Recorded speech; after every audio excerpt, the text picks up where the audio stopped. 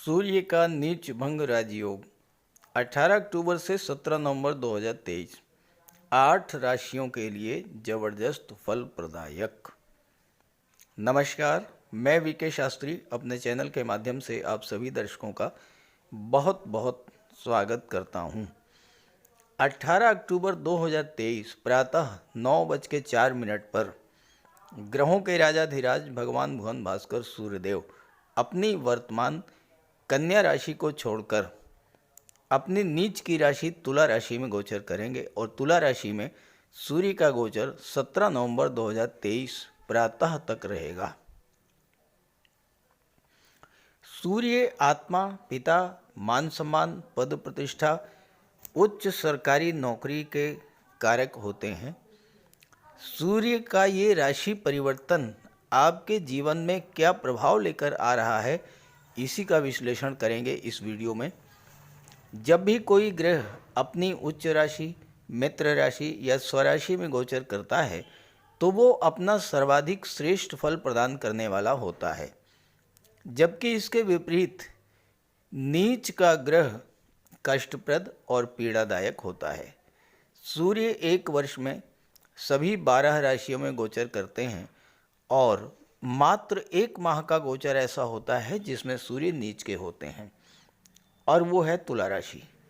सूर्य जब तुला राशि में गोचर करते हैं तो नीच के हो जाते हैं, लेकिन इस वर्ष के गोचर में विशेष बात यह है कि 8 राशियां ऐसी हैं जिनकी कुंडली में सूर्य का नीच भंग होगा और सूर्य नीच भंग राजयोग बनाएंगे। जब सूर्य नीच भंग राजयोग बनाएंगे तो उच्च के समान फल प्रदान करेंगे। उन 8 भाग्यशाली राशियों में से जिनकी कुंडली में नीच भंग राजयोग बन रहा है, वृषभ राशि भी एक भाग्यशाली राशि है। तो सूर्य के राशि परिवर्तन का वृषभ राशि के जातकों के जीवन पर क्या प्रभाव पड़ेगा, इसी का विश्लेषण करेंगे इस वीडियो में। ये विश्लेषण आपकी चंद्र राशि के आधार पर किया जा रहा है, यानी चंद्रमा आपकी जन्म कुंडली में जिस राशि में गोचर कर रहे हैं वही आपकी चंद्र राशि होगी और उसी के आधार पर आपको इस वीडियो को समझना है। तो ये है वृषभ राशि के जातकों की कुंडली। आपके लग्न के स्वामी हैं दैत्य गुरु शुक्र, और शुक्र का गोचर वर्तमान में कुंडली के चतुर्थ भाव में है और यहाँ पर शुक्र 3 नवंबर तक गोचर करेंगे। इसके बाद शुक्र राशि परिवर्तन करके कुंडली के पंचम भाव में चले जाएंगे। किसी भी जातक की कुंडली में सबसे ज़्यादा महत्व जो है वो लग्न भाव के स्वामी का होता है और इसके बाद भाग्य भाव के स्वामी का होता है, और भाग्य भाव के स्वामी जो हैं वो हैं शनिदेव, और ये कुंडली के दशम भाव में गोचर कर रहे हैं। देवगुरु कुंडली के 12वें भाव में हैं। अब बात करें सूर्य की। सूर्य का गोचर 18 अक्टूबर को 6ठे भाव में तुला राशि में होगा। तुला राशि में सूर्य नीच के हो जाते हैं, लेकिन यहाँ पर सूर्य का नीच भंग होगा। कैसे, आप ये समझें। देखिए, ज्योतिष शास्त्र का एक सूत्र है कि अगर कोई ग्रह नीच का हो रहा है तो वो जिस राशि में नीच का हो रहा है उस राशि का स्वामी अगर केंद्र में गोचर करे तो नीच भंग हो जाता है। अब यहाँ सूर्य तुला राशि में नीच के हो रहे हैं। तुला राशि के स्वामी हैं शुक्र, और शुक्र का गोचर चौथे भाव में रहेगा 3 नवंबर तक, जो कि केंद्र का भाव है। तो सूर्य का नीच भंग हो गया, नीच भंग राजयोग बना, एक बात। लेकिन ये नीच भंग राजयोग शुक्र के प्रभाव से 3 नवंबर तक रहेगा। इसके बाद शुक्र पंचम में आ जाएंगे, तो सूर्य का नीच भंग राजयोग जो है वो शुक्र के प्रभाव से जो बन रहा था वो समाप्त हो जाएगा। लेकिन वहीं दूसरी तरफ ज्योतिष शास्त्र का एक और सूत्र है कि कोई ग्रह जिस राशि में नीच का होता है उसी राशि में जो ग्रह उच्च का होता है अगर वो केंद्र में हो तब भी नीच भंग हो जाता है। अब यहाँ तुला राशि में सूर्य नीच के हैं, लेकिन तुला राशि शनिदेव की उच्च की राशि है और शनिदेव पूरे गोचर काल में केंद्र के भाव में दशम भाव में है। तो 18 अक्टूबर से 17 नवंबर तक सूर्य का निरंतर नीच भंग होगा और नीच भंग राजयोग बनेगा कुंडली के छठे भाव में। तो इसका मतलब ये हुआ कि जैसे ही सूर्य राशि परिवर्तन करके छठे भाव में आएंगे तुला राशि में, नीच भंग राजयोग बन जाएगा और वो 17 नवंबर तक बना रहेगा। अब यहाँ एक दूसरी समस्या आ रही है। वो समस्या क्या है? वो है केतु का गोचर। केतु जो हैं 30 अक्टूबर तक छठे भाव में ही गोचर कर रहे हैं तुला राशि में। केतु के प्रभाव से सूर्य का ग्रहण दोष बनेगा और मंगल केतु की जो युति है ये भी अच्छी नहीं मानी जाती है ज्योतिष शास्त्र में। तो 30 अक्टूबर तक आपको विशेष रूप से सावधान रहना पड़ेगा। सूर्य केतु के प्रभाव से राजयोग का पूरा फल देने में सक्षम नहीं होंगे। तो एक तो छठा भाव रोग ऋण शत्रु का होता है, स्वास्थ्य संबंधी समस्याओं से आपको परेशान होना पड़ सकता है। दूसरी बात, छठा भाव कर्ज का होता है, कोई पुराना कर्ज आपको परेशान कर सकता है। किसी वजह से लड़ाई झगड़ा हो सकता है, क्योंकि मंगल जो हैं वो क्रोध के कारक हैं और सूर्य भी अग्नि तत्व ग्रह हैं। सूर्य मंगल दोनों अग्नि तत्व हैं, केतु भी अग्नि तत्व हैं। तीन अग्नि तत्व ग्रह जब छठे भाव में गोचर करेंगे, शत्रुता कोर्ट कचहरी का मैटर बन सकता है। इससे आपको थोड़ा सा सावधान रहना पड़ेगा। जैसे ही 30 अक्टूबर का समय होगा, केतु राशि परिवर्तन करेंगे और केतु आ जाएंगे कुंडली के पंचम भाव में। और वहीं देवगुरु भी केतु के प्रभाव से, राहु के प्रभाव से पूरी तरह मुक्त हो चुके होंगे, क्योंकि राहु जो है वो मीन राशि में आ जाएंगे और ये डेट होगी 30 अक्टूबर। 30 अक्टूबर के बाद जो स्थितियां हैं वो पूरी तरह से परिवर्तित होंगी।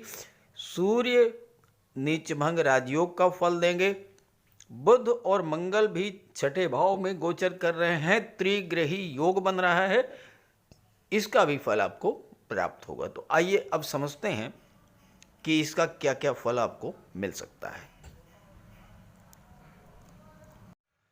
देखिए, आपके लग्न के स्वामी शुक्र पंचम में गोचर करते हुए एकादश भाव पर दृष्टि डालेंगे।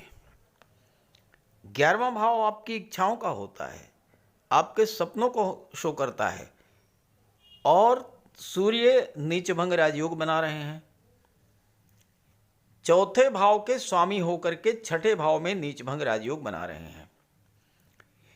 इस समय चौथे भाव से संबंधित कोई बड़ी इच्छा आपकी पूरी हो सकती है। अब चौथा भाव क्या होता है? चौथा भाव होता है भूमि भवन प्रॉपर्टी का। भूमि भवन प्रॉपर्टी को लेकर के आपकी कोई इच्छा इस समय पूरी हो सकती है। मकान बनवा सकते हैं, मकान खरीद सकते हैं, वाहन क्रय कर सकते हैं। 4 व्हीलर की इच्छा बहुत दिनों से थी तो 4 व्हीलर आप खरीद सकते हैं। और चूंकि आपकी कुंडली में शनि जो कि निर्माण के कारक होते हैं, शनि की दृष्टि चौथे भाव पर पड़ रही है, आप अपना खुद का मकान बनवा सकते हैं, किसी दूसरे मकान में शिफ्ट कर सकते हैं या नए मकान में आप गृह प्रवेश कर सकते हैं। इस तरह की आपकी जो इच्छाएं हैं वह पूरी होंगी। एक बात, अब सूर्य की बात कर ली जाए। सूर्य चौथे के स्वामी होकर के छठे में गोचर कर रहे हैं। छठा भाव कर्ज का होता है। अब कर्ज जो है कई तरह का होता है। चौथा भाव भूमि भवन प्रॉपर्टी का है। आप भूमि भवन प्रॉपर्टी से रिलेटेड, वाहन से रिलेटेड कोई कर्ज लेना चाहते हैं, सूर्य बुध मंगल तीन ग्रह जब आपकी कुंडली के छठे भाव को प्रभावित करेंगे और देवगुरु की दृष्टि भी पड़ेगी, तो कर्ज से संबंधित कोई भी समस्या आपकी हल होगी। आप मकान बनवाने के लिए होम लोन लेना चाहते हैं, चौथे का भाव का संबंध छठे से बन रहा है, होम लोन आसानी से मिल जाएगा। कोई व्हीकल लोन लेना चाहते हैं, वो भी आपको मिल जाएगा। घर का डेकोरेशन कराना चाहते हैं, उसके लिए लोन मिल जाएगा। किसी भी तरह का लोन आपको मिलेगा। सूर्य राजयोग बना रहे हैं और यहाँ पर मंगल है। छठे भाव में मंगल को शत्रुहंता कहा जाता है, तो शत्रु पराजित होंगे। मंगल सप्तम के स्वामी होकर के छठे में गोचर कर रहे हैं। छठा भाव कंपटीशंस का होता है, सातवां भाव व्यापार का होता है। व्यापार में किसी तरह की कंपटीशन है, उसमें आपको सफलता मिलेगी। एक बात जो सबसे महत्वपूर्ण बात है वो ये है कि छात्रों को सूर्य बुध और मंगल के गोचर का विशेष लाभ प्राप्त होगा। देखिए, छठा भाव जो होता है वो होता है नौकरी का। सूर्य भी नौकरी के कारक, बुध भी नौकरी के कारक, मंगल भी नौकरी के कारक, और इस पर पड़ रही है गुरु की दृष्टि। देवगुरु बृहस्पति की दृष्टि में अमृत होता है। जिस भाव पर गुरु की दृष्टि पड़ती है उस भाव के सभी शुभ फल आपको मिलने शुरू हो जाते हैं। छठा भाव नौकरी का है। बुध पंचम के स्वामी है, जो कि शिक्षा का होता है। बुध शिक्षा के कारक होते हैं। पंचम संतान का होता है। यहाँ पर शुक्र का गोचर है। शुक्र विवाह के कारक होते हैं, लव रिलेशंस के कारक होते हैं, तो विवाह का भी योग बनेगा। प्रेम संबंधों में भी नई ऊष्मा देखने को मिलेगी। जो छात्र सूर्य से संबंधित आईएएस, आईपीएस, सिविल सर्विसेज, उच्च प्रशासनिक पदों की तैयारी कर रहे हैं, उनको सफलता का योग बनेगा। जो बुध से संबंधित banking sector, finance sector, education sector, IT sector, computer communication या मैनेजमेंट की तैयारी कर रहे हैं, उनके लिए सफलता मिलेगी। और जो मंगल से रिलेट करते हैं, मेडिकल और सर्जरी से, डिफेंस सर्विसेज से, army, air force, military, navy, paramilitary forces या डीआरडीओ से, रक्षा अनुसंधान से संबंध रखते हैं, पुलिस विभाग से संबंध रखते हैं, उनके लिए भी सफलता का योग बनेगा। कुंडली का जो पंचम भाव है वो होता है लॉटरी और शेयर से लाभ का, और यहाँ पर शुक्र का गोचर है जो कि धन के कारक हैं। शेयर मार्केट के कारक होते हैं बुध। बुध पंचम के भी स्वामी हैं और दूसरे भाव के भी स्वामी हैं, जो कि धन का भाव। तो बुध इस समय आपको शेयर मार्केट से बहुत बड़ा लाभ दिलाने की स्थिति में होंगे। कोई आपने पहले निवेश किया हुआ है, उस निवेश का आपको फल मिलेगा। हाँ, ये ज़रूर है कि वर्तमान में कोई निवेश करना चाहते हैं, उसके लिए आपको किसी एक्सपर्ट की राय जरूर लेनी चाहिए। कुंडली का कोई ऐसा भाव जिस पर 2 या 2 से अधिक ग्रहों की दृष्टि पड़े, 2 या 2 से अधिक ग्रह जिस भाव को प्रभावित करें, उस भाव से संबंधित सभी फल आपको प्राप्त होते हैं। अब आपको छठे भाव से संबंधित फल तो प्राप्त हो ही रहे हैं। कुंडली का जो 12वां भाव है ये विशेष महत्व रखेगा आपके लिए 18 अक्टूबर से 17 नवंबर तक, क्योंकि सूर्य की दृष्टि, बुध की दृष्टि, मंगल की दृष्टि और शनि की दृष्टि 12वें भाव पर, और गुरु यहाँ पर गोचर कर रहे हैं। 12वें भाव को 4-5 ग्रह प्रभावित करेंगे। और यहाँ गुरु किस स्थिति में है जरा ये सोचिए। लाभ के स्वामी होकर के 12वें में गोचर कर रहे हैं, तो 12वें भाव की चीजों से आपको लाभ मिलेगा। अब 12वां भाव क्या है? 12वां भाव विदेश का है, तो विदेश से आपको लाभ मिलेगा। बुध की दृष्टि पड़ रही है, बुध व्यापार के कारक हैं, तो विदेशी व्यापार से आपको लाभ मिलेगा। मंगल की दृष्टि पड़ रही है, मंगल 12वें भाव के स्वामी भी हैं और 12वें पर दृष्टि भी डाल रहे हैं, साथ साथ सप्तम के भी स्वामी हैं। तो विदेश आप मेडिकल सर्जरी के क्षेत्र में जा सकते हैं, गेम्स और स्पोर्ट्स के क्षेत्र में आपको विदेश जाने का मौका मिलेगा और वहाँ पर आप देश का नाम रोशन करेंगे, मेडल जीत करके लाएंगे। मंगल सप्तम के स्वामी हैं और 12वें भाव के स्वामी हैं, तो 12वें भाव का संबंध सप्तम से बन रहा है। सीधी सी बात है कि व्यापार का संबंध विदेश से बन रहा है और मंगल बैठे कहाँ पर हैं? कर्ज के भाव में। अगर आप अपने व्यापार में निवेश करने के लिए धन बैंक से फाइनेंस कराते हैं तो उसमें आपको सफलता मिलेगी। अपने व्यापार को बढ़ाने के लिए पैसा आप लगाना चाहते हैं बैंक से लोन लेकर के, तो कर्ज के भाव में 3 ग्रह बैठे हैं, आपको कर्ज मिलने में किसी तरह की कोई दिक्कत नहीं आएगी। अब 12वां भाव धर्म अध्यात्म का भी होता है और यहाँ पर गुरु का गोचर है।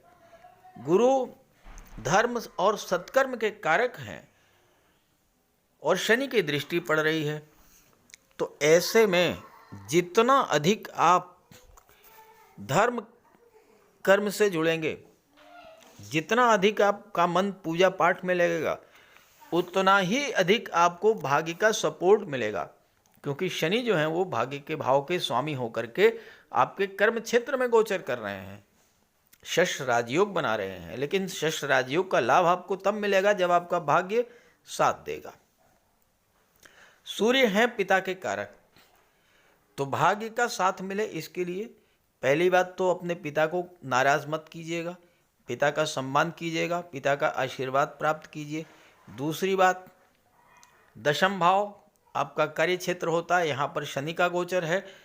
अपने बॉस और सीनियर से आप अपने रिलेशंस को बहुत अच्छा करके रखिएगा और अपने कार्य क्षेत्र का विस्तार आप विदेशों तक करेंगे। ये शनि बैठ करके यहाँ पर यही कार्य कराएंगे।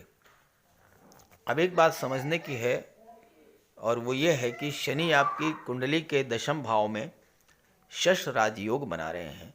ये राजयोग आपकी कुंडली में पूरे 30 साल के बाद बन रहा है और इसके बाद अगले 30 साल के बाद ही बनेगा। इस गोचर का तो आपको पूरा लाभ लेना ही है। और कैसे लाभ मिलेगा? जब आप भाग्य को मजबूत करेंगे। भाग्य को मजबूत करने का मतलब ये है कि दशम भाव की चीज़ें क्या हैं? दशम भाव है तीर्थ यात्राओं का, दशम भाव है देवदर्शन का, दशम भाव है धार्मिक और मांगलिक कार्यों का।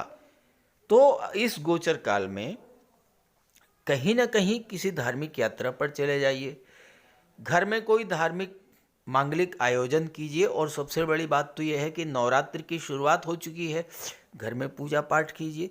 अब देखिए कितना अच्छा आपको लाभ मिलेगा, कैरियर ग्रोथ आपको देखने को मिलेगी। छठे का संबंध दशम से बन रहा है, कैरियर की दृष्टि से ये समय बहुत अच्छा रहेगा आपके लिए। और यहाँ मंगल बैठे हैं, मंगल की दृष्टि भी दशम पर पड़ रही, नवम पर पड़ रही है, तो मंगल ही करेंगे आपके लिए। छठे भाव में बैठे हैं मंगल, छठे भाव में बहुत अच्छा रिजल्ट देते हैं। तीसरा भाव है, छठा भाव है, 11वां भाव है, इन तीनों भाव में तो मंगल बहुत एक्सलेंट रिजल्ट देते हैं। तो इस तरह से कुल मिलाकर के वृषभ राशि के जातकों के लिए समय बहुत अच्छा है, खास करके 3 नवंबर के बाद का। 3 नवंबर से पहले आपको थोड़ा सा सावधानी बरतनी होगी, लेकिन उसके बाद समय आपका बदलेगा और बहुत अच्छा समय आएगा। अब यहाँ पर एक चीज़ आपको समझानी है मुझे, और वो ये है कि आपके कमेंट्स आते हैं कि साहब ग्रहों का गोचर बहुत अच्छा है, राजयोग भी बन रहा है, लेकिन रिजल्ट नहीं मिल रहा है। तो देखिए, इसके लिए आप नेट से अपनी कुंडली को डाउनलोड कीजिए।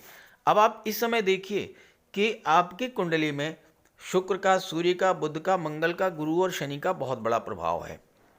अब ये तो देखिए कि इनमें से किस ग्रह की महादशा चल रही है और किसकी अंतर्दशा चल रही है। अब अगर सूर्य की महादशा है, गुरु की अंतर्दशा है, बहुत अच्छा रिजल्ट आएगा। गुरु की महादशा है, मंगल की अंतर्दशा, बहुत अच्छा रिजल्ट आएगा।